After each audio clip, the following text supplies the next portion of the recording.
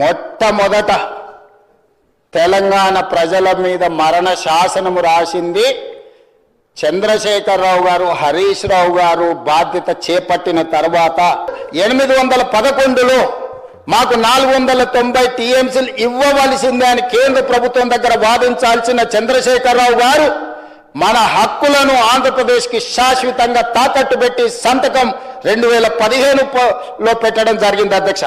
బ్రిజేష్ ట్రిబ్యునల్లో నీటి పంపకాలకు జరిగే వరకు ఇదే అరేంజ్మెంట్స్తో మేము ముందుకెళ్తాం, మాకు వేరే నీళ్ళే అక్కర్లేదని అక్కడ చెప్పొచ్చింది చంద్రశేఖరరావు గారు కాదా? ఇది అఫీషియల్ మీటింగ్ మినిట్స్ అధ్యక్ష.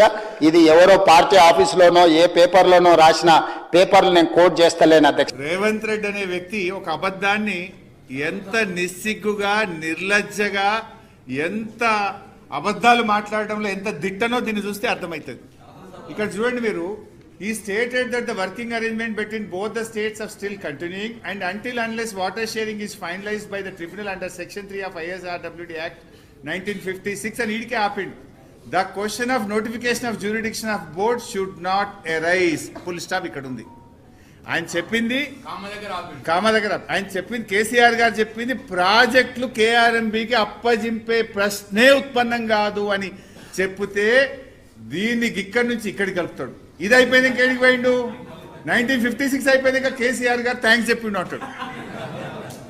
అంటే ఎంత మనిషి ఇంకేమన్నా అనాలో నాకు అర్థమైంది. ఇప్పుడు ఆ దేవుని గుళ్ళో కూడా అప్పుడప్పుడు దొంగతనం చేస్తుంటారు.